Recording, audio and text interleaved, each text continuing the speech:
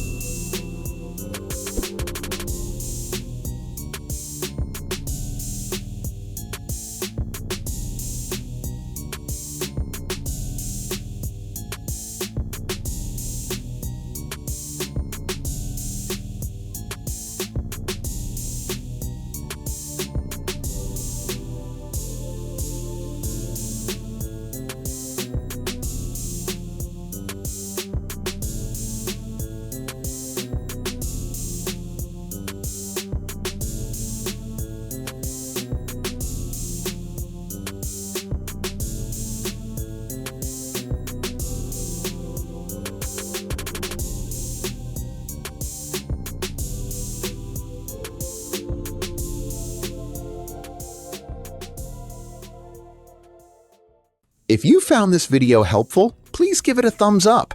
Share your thoughts or any questions in the comments below. And if you want to see more trending design tutorials like this, make sure to subscribe to Graphics Plus Studio.